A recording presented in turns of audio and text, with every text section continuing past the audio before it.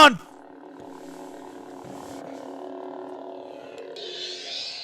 You know what you did.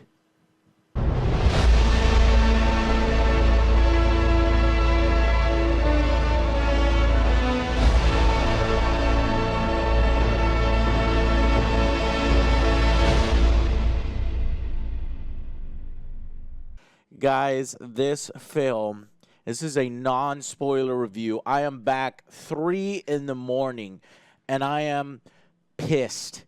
There were so many times in this film I was like, what? What? Wait, what? Wait, what? No! That's stupid!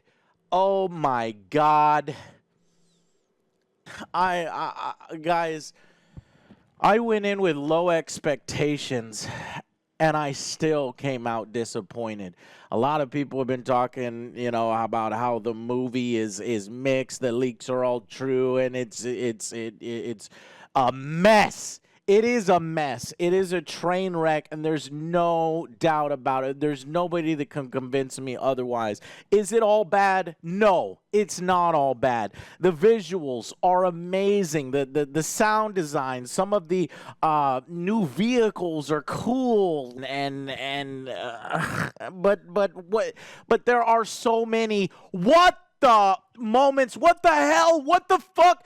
No, that's stupid moments in the film, and this is what you get. I am in open shock and disbelief that this is how they chose to film, to finish this. It's the last film. It's over. They can't get this one back. This is what we get. And you know what? I put the blame squarely on Kathleen Kennedy, who is in charge of all of this. To stupidly go into a new trilogy without an actual plan? Are you kidding me? Without a complete, overarching story that they wanted to achieve? Who the fuck does that? I think she executed Order 66. Commander Kennedy, the time has come. Execute Order 66. Yes, my lord. On the Star Wars franchise by not having a plan and letting 3 different directors come up with anything they want, and then having disagreements with the last director and firing him over creative differences. That's her decision, and these are the creative differences. These are the creative decisions you went with in replace of that. I want to know what Colin Trevorrow would have made now.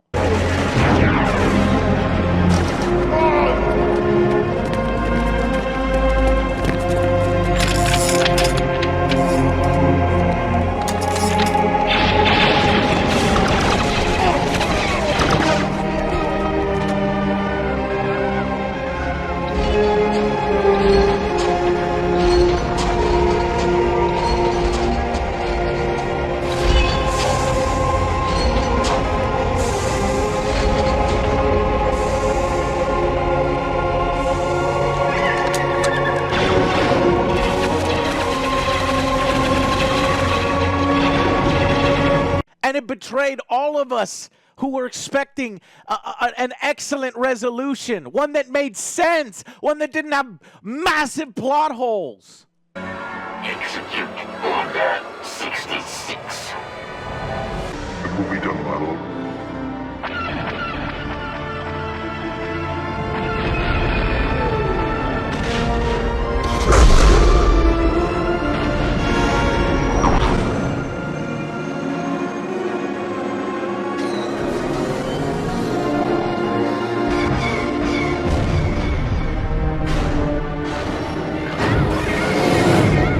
So, of course, what we get is this film that's an unmitigated train wreck of a film that simultaneously tries to undo The Last Jedi, explain The Emperor's Return, and introduce new characters, and give actual character development between our main characters that really haven't spent a lot of time together and that are actually together for once, and try to resolve the whole freaking thing in a single film. And guess what? It fails at that.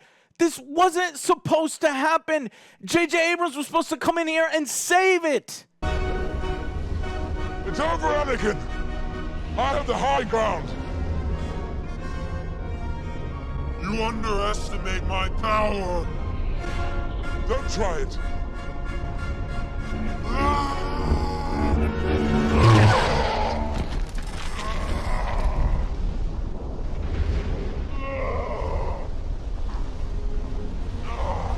You can imagine what watching the film is like. The first act is an absolute mess. It flies by. In fact, it's so funny and ironic because at one moment they pull this move out of their ass that makes no sense called hyper jump skipping, and they skip between worlds while being chased by TIE fighters. And he's saying, "How are you doing this? No, why are you doing this?" And it's as if that was the movie in the first act. It's if the movie was hyperspace jumping and skipping all throughout time. You had no time to dwell on any of it. They would exposition dump, wipe, expedition dump, wipe, expedition dump, next scene, and you're like, whoa, whoa, whoa. It is complete in contrast and in stark to how J.J. Abrams perfectly let us introduce to the character of Rey and let us spend time, let us get our feet set. Same thing with The Last Jedi, actually. Even Rian Johnson lets us spend time and get our feet set with Rey and giving the lightsaber. And in this one, it is breakneck speed. It makes no freaking sense. And, you know, Kathleen Kennedy and the people in charge at LucasArts, you guys, you are the one that are in there to make sure Star Wars is respected. And you betrayed that.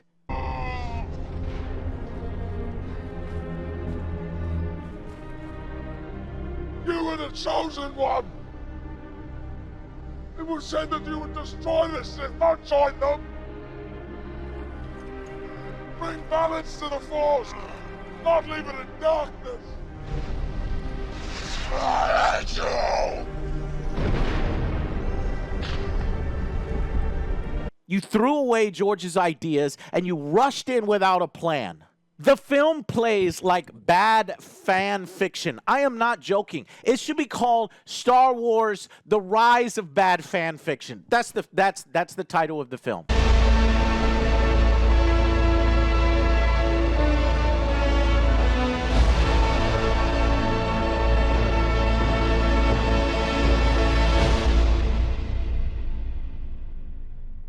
Because instead of something intriguing, we get basically fetch questing from one MacGuffin to the next while new characters and old characters make cameos and drop exposition, and Kylo and Rey clash until the Emperor is defeated. And that's not a spoiler. Everybody knows that the Emperor is in this film.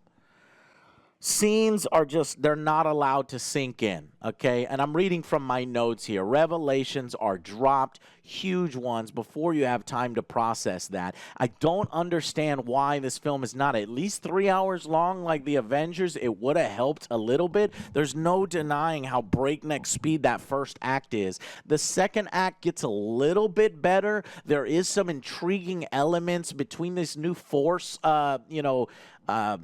what would you call it? Teleportation or Force, a bond. They deepen the bond between Rey and Kylo, and that's fascinating. And a little bit of the dynamics are fascinating in the second act. And then the third act, it definitely ramps it up, but it is.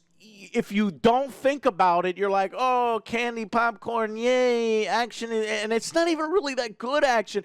One of my things is I wanted a huge space battle. There is not a massive space battle. In fact, it is a space battle that makes no sense, that we don't actually ever really get to see pay off very well. And it just, that third act is so much of what the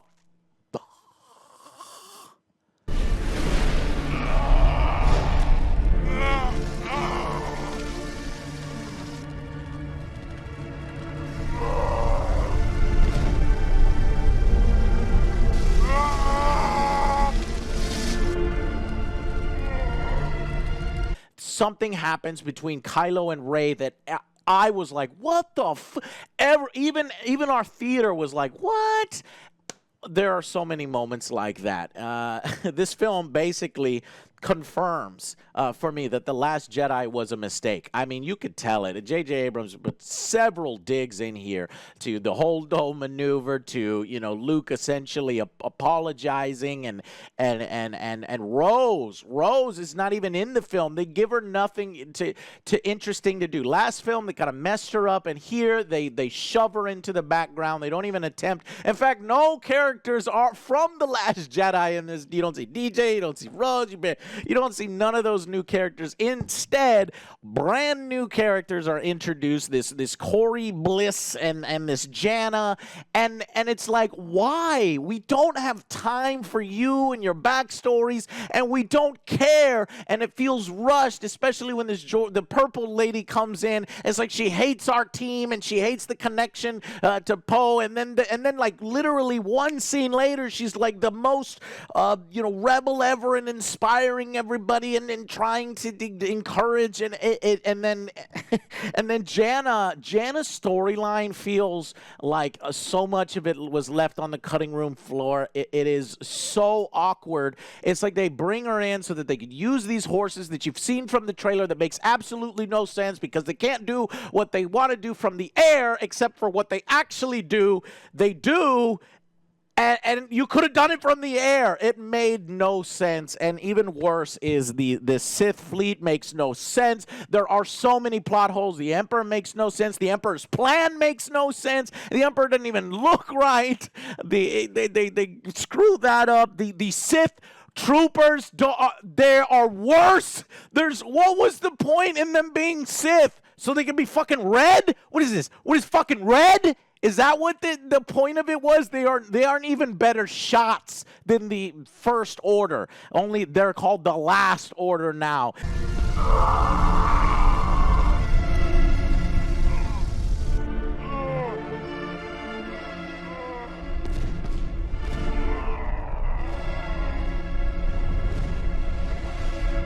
They could have done so much interesting stuff. There was this sort of dynamic between those two orders, and maybe we could have seen some kind of civil war or something between the Imperials, like maybe Kylo's forces clash against the Emperor's, but no, instead we get, it tries to follow the same beats of Return to Jedi, and I get it, you know, he's trying to rhyme, they're trying to do that, but here it just does not work. Leia is retconned.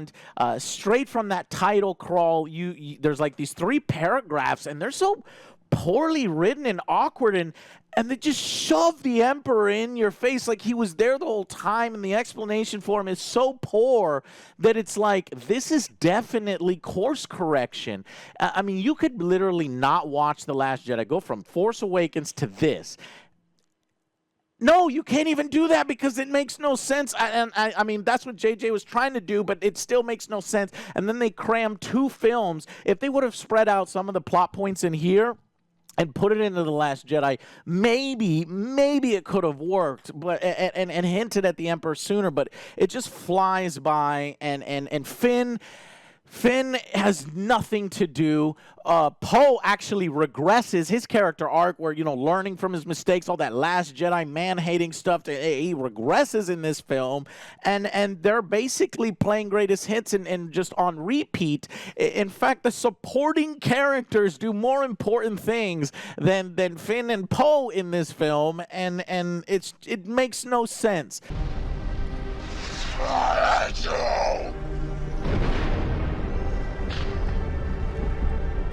And it's not J.J. Abrams' fault. It's Rian Johnson that wrote J.J. Abrams into a fucking corner.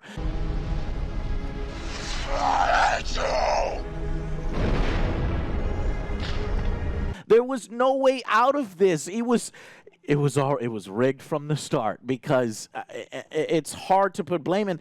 And maybe if you look at it from that perspective, this film is about as best as you can expect it to be. Maybe that's the small hope. Maybe if you hated The Last Jedi, you might like this film a little bit. But if you love The Last Jedi, you're certainly going to hate this film and not like it. If you like The Force Awakens, I love The Force Awakens. I rewatched The Force Awakens, and I liked it even more the second time I saw it, because I know what they were doing. They were playing it safe. They were rebooting the franchise, not rebooting. rebooting, but kind of paying homage and playing it safe, a New Hope recreation. And it was fun. It was exciting. The characters could go anywhere. They could have arcs. And then we see what they actually did with the character. Rey is so OP. But Rey as a character, just general, she's not interesting. Nobody can identify with somebody that's perfect, and then by the end of the film is more perfect. You underestimate my power. Don't try it.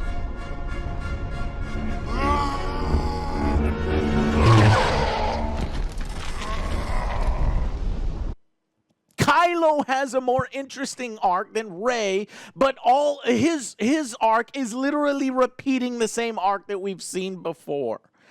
And while Finn and Poe are repeating theirs or regressing theirs, and here's the biggest thing, guys. Here's why it drops in score for me. There's no emotion in the film. There's not one point where the main characters get emotion out of me. The most emotion that got out of me was Chewie, and I can't talk to you about the part. It's not the initial part that you think, but it's later on in the film, and Chewie is just letting out. I felt something there. Chewie, yes, I love Chewie, but the main character should be the ones driving the emotions, and in the climax you should feel something, and I just don't really. I'm like, oh, well, kind of good for you, man, and it's not what it should be, because it's so convoluted, it's so rushed, nothing has time to sink in, and unfortunately, the characters just aren't doing justice. Rey is so overpowered. She uses so many force powers in here that it's like, what? Not only Rey, but the Emperor is using force powers that make no sense, that make the whole film not make. There are at least 10 plot holes. I can come up with 5 right now, and I can't talk about them because this is a non-spoiler review, but I gotta end it here. I'm gonna call over the boys. They went home. It's 3 a.m. We're gonna sit down. We're gonna analyze the film. We're gonna talk about the film. We're gonna lay out the exact reasons why it didn't work. Here's what worked. If you stuck all the way through this, you've already downvoted the video because you're like, Joe, you're fucking wrong. You're an idiot. I love the movie, and what? That's good for you. Good for you. But I was expecting a satisfying conclusion, something more, and there are elements in here that I like, but how they ended the story, it could have been done so much better. Yes, there was a lot of fan service, and yes, I appreciate the efforts from J.J. Abrams to attempt to retcon and fix the lore after The Last Jedi, but he'd make so many other errors in this one and is in a rush to complete it. And here's the thing. I thought that the Emperor was going to steal the show. That's where my saving grace is. The Emperor was going to steal the show, but he doesn't. They fuck up the Emperor. It's not what it should be. I was hoping, and it's not Ian McDermott's fault. The guy's fucking amazing, and he's doing his best job, but it just doesn't work here, and that hurts. I mean, the most fun I had with the film, I mean, there's good comedy in it. We could say that. Babu Freak is love. Babu Freak is life. But isn't that crazy that one of the best part of the films and the ones that get the most reaction out of the audience is Babu Freak and Chewbacca? Isn't that? And then every time they do one of these oh my God moments, they immediately undo it maybe 1 or 2 scenes later, so there's not even room to have the gravity that it's trying to get you, because there's so much that they have to go through.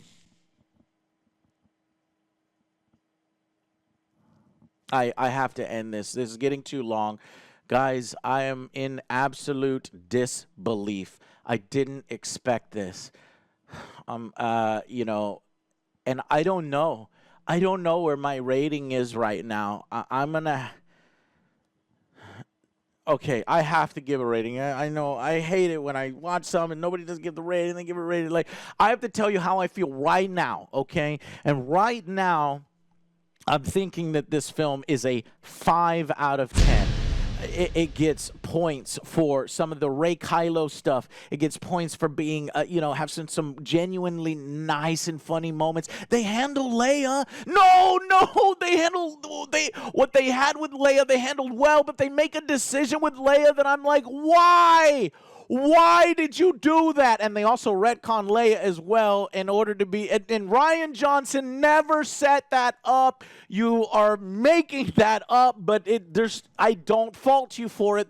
You've written yourself into a corner, and the action is good. The visuals are good, and there are great moments here and there. But half of the film doesn't work. It's overstuffed. It's breakneck pace. You don't get to dwell on anything. It feels like the greatest hits. And then what happens, like the major twists feel like bad fan fiction. I'm sorry, guys. That's how I feel. Download the video, destroy me, tell me I'm wrong, but I'm not. And I'm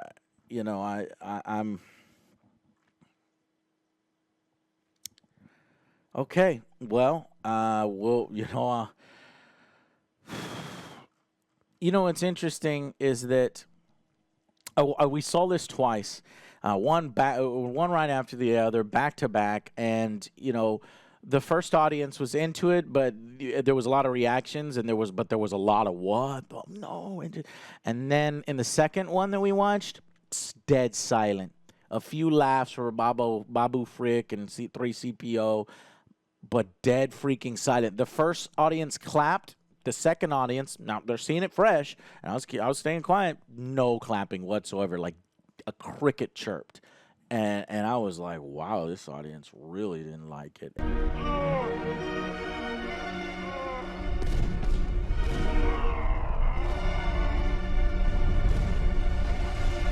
So I think there are so many plot holes and issues with the film. It's going to get worse over time, honestly. And I want to pick it apart. I want to tell you what exactly is wrong with it in spoilers terms, and what exactly is right with it in spoilers terms. So stay tuned for that video.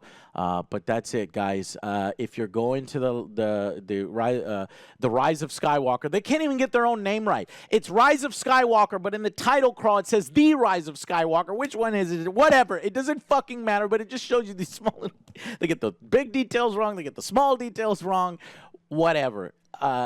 Just know that if you're going, go. I'm not telling you not go. In fact, I'm going to tell you to go, so that you can have an opinion, and you can either debate me, or you can support me, or you can tell me exactly why I'm wrong. Make me see something maybe I didn't see. But I did see what they were trying to go for, and I liked some of it. The ending has some good parts, but Anakin. If you are a fan of Anakin, you're gonna be pissed. And I thought that they were gonna do more prequel and original trilogy and sequel tying in, and they don't really. It almost feels like fan fiction. Yeah. Okay. That's it. And I'll see you in the spoiler section. Coming out soon. See you guys in the next one. Bye.